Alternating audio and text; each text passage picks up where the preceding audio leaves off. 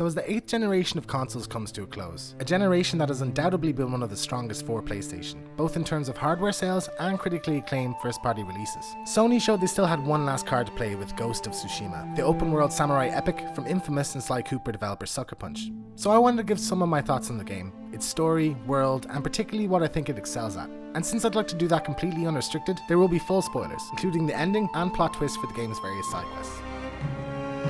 We are samurai!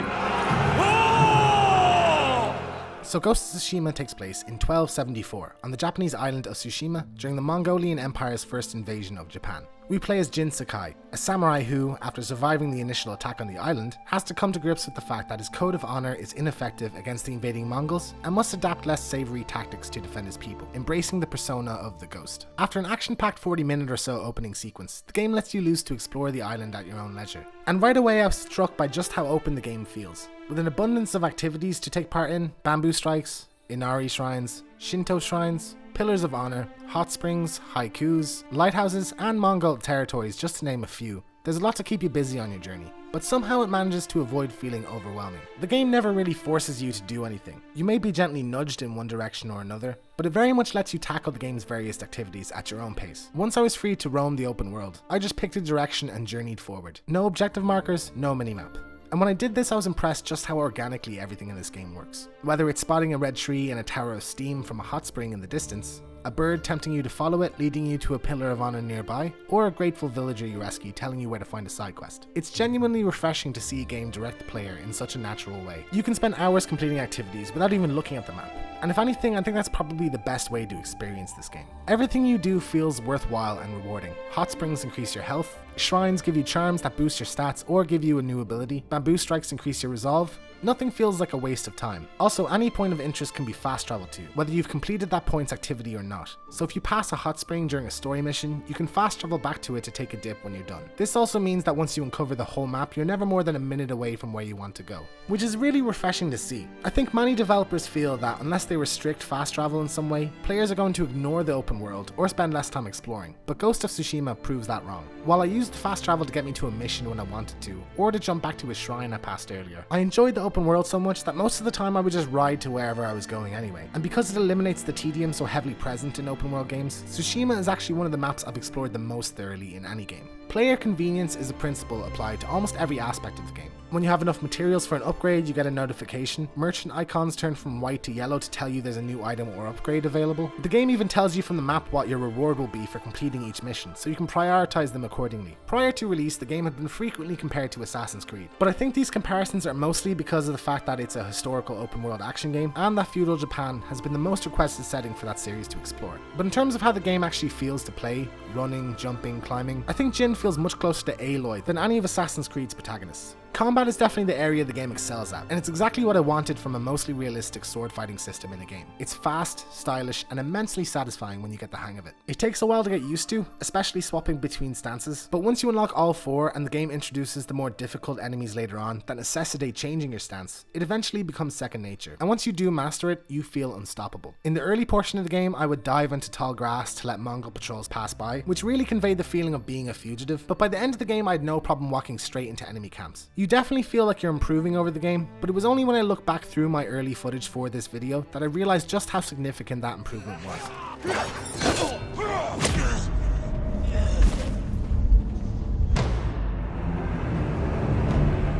The stealth system is definitely less refined.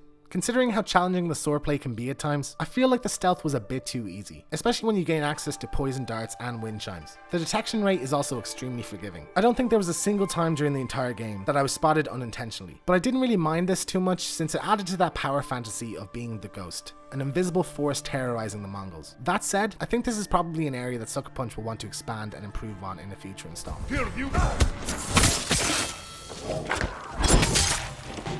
Duels made for some of the most exciting encounters in the game, basically serving as the boss fights of the game. They provide some of the more challenging moments, though once you get used to your opponent's attack pattern and master parrying, you'll go from lasting less than 20 seconds to winning without taking a hit in 2 or 3 attempts. They always take place in a beautiful arena, though considering how picturesque, cinematic, and visually distinct they are, I found myself constantly interrupting them to take photos, using the game's incredibly in-depth photo mode, something I also found myself doing very often during boss fights in Spider-Man, and I eventually had to tell myself to stop ruining the fights after the first 4 or 5. So an option to replay them would have been a nice feature.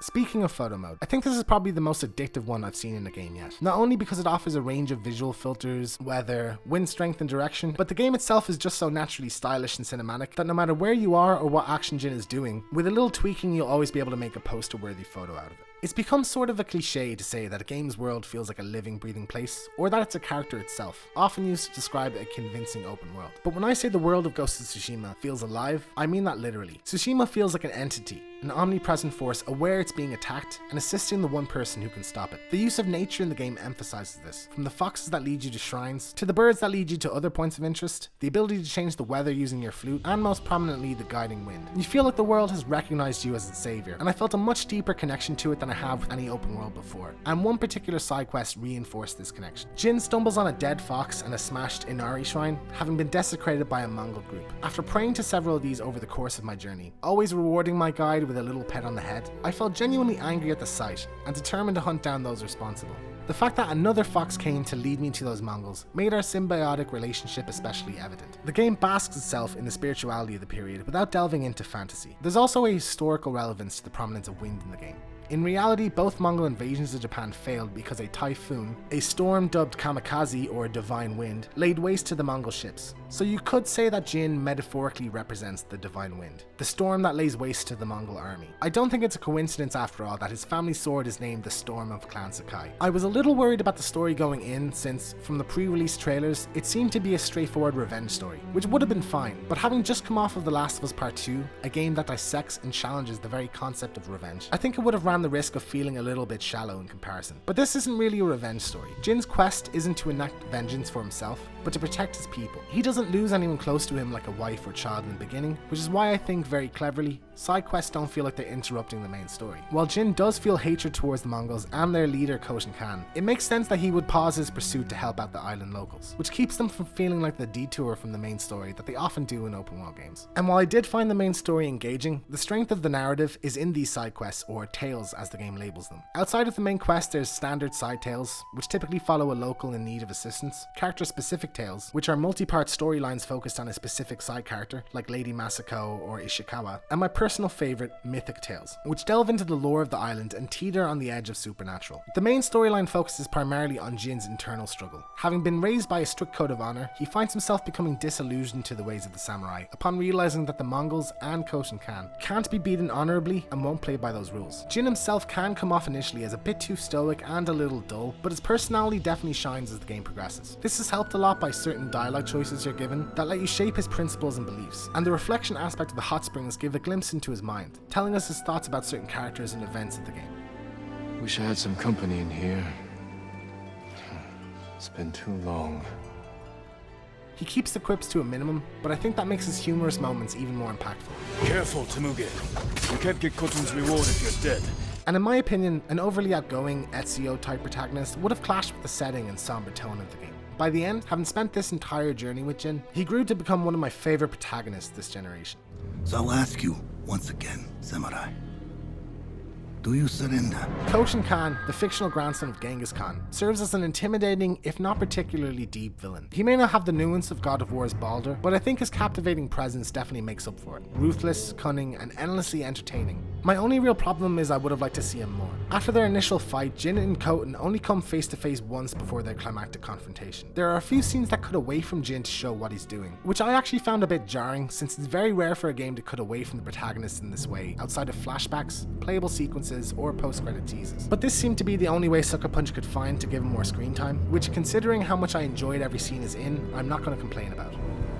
Won't you welcome me inside?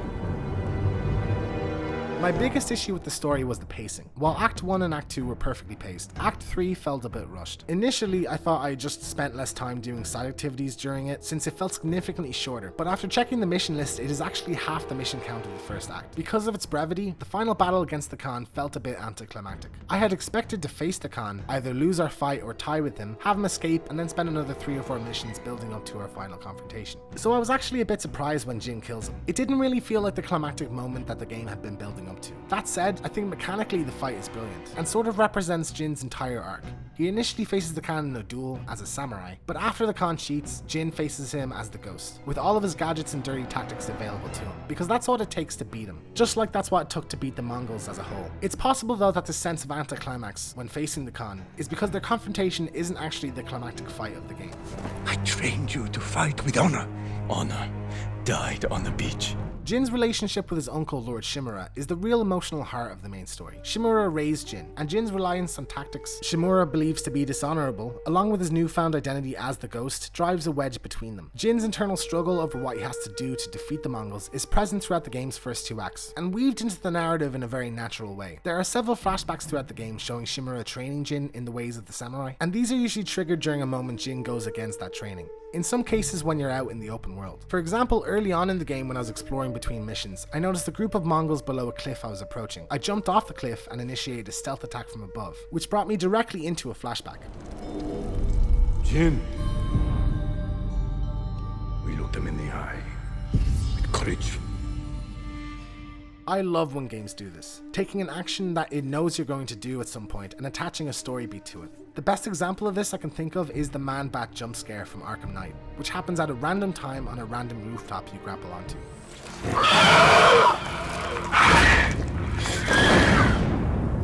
Despite pleas from Shimura throughout the game to disown the Ghost, Jin's realization that honor is more important to the samurai than the lives of their people pushes him to fully embrace his new persona. This forces Shimura to have Jin branded as a traitor, and the Shogun orders Shimura to kill Jin. Shimura summons Jin to a meeting, and after spending some time reminiscing, they reluctantly face each other. Every duel in the game is exciting, but this one had an emotional weight to it that the others didn't. I felt Jin's pain in this moment, and was saddened to see these two men, basically father and son, forced by circumstance to fight to the death. Jin defeats his uncle, and then the game did something I really wasn't expecting. It gave me a choice. Jin can either kill his uncle, honoring his wish for a warrior's death, or spare him. And it took me a few minutes to think about what I was going to do. I've seen a lot of people online talking about which is the good choice, but I don't really see either choice as being good or bad. If you choose to kill him, you're granting his last request, which, while disagreeing with the principle behind it, is being respectful to his code. On the other hand, at the center of Jin's entire journey is his critique of that code. So an argument could be made that killing him is the honorable choice and sparing him is the dishonorable one. But even that might not be an accurate characterization. I think the theme at the heart of the game's story is honor. Specifically, what is honor? Is it honorable to sacrifice your people to uphold your rules of engagement? Is it dishonorable to save somebody by any means necessary? Is it honorable for any reason to kill your own family? Shimura frequently labels Jin's methods as dishonorable, and perhaps they are, but his actions outside of the fight against the Mongols prove he himself is not without honor. He goes out of his way to help just about anyone in need he comes across. He bows to the dead, even in one side mission builds a funeral pyre for a man he just met. So calling Jin a man without honor, to me, is laughable. So if you had to label the endings, I would say the most accurate would be to call killing him the samurai choice and sparing him the ghost choice. So after giving him some thought, I chose to spare Shimura, since I felt like that was what Jin would have done and what made the most sense as a conclusion to his arc. What I appreciated most about this decision was the ambiguity of it, which I think is a significant step up from the good karma, bad karma choices in Infamous. I'm very curious to see how the game will address this in future installments, whether they'll pick one of the endings as canon or leave it ambiguous. I have no honor.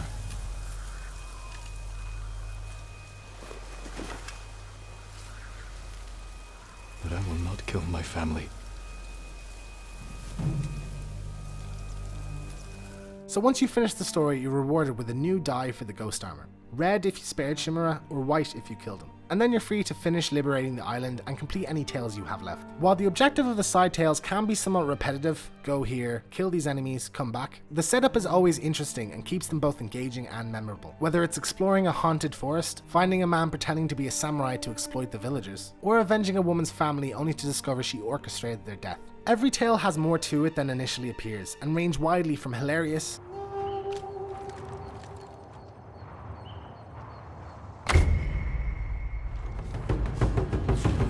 Wait, I don't want to die. I surrender. I'm sorry. to heartbreaking. I found this. Jotaro's toy. I don't understand.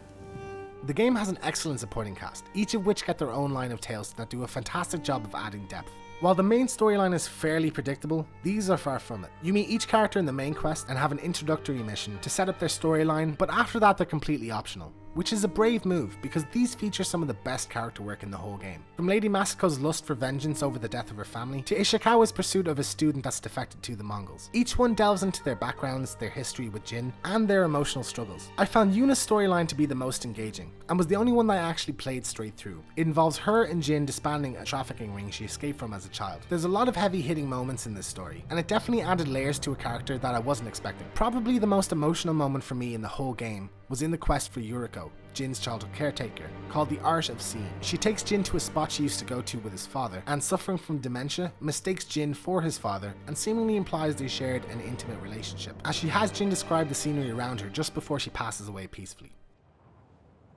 Now tell me what you see.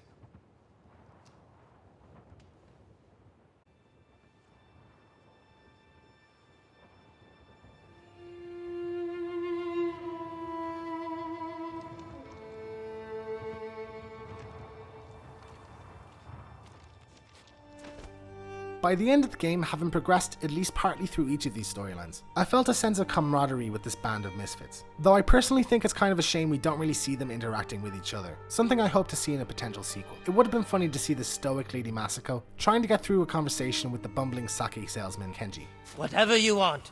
Sake, saddle polish, a nice... Kenji.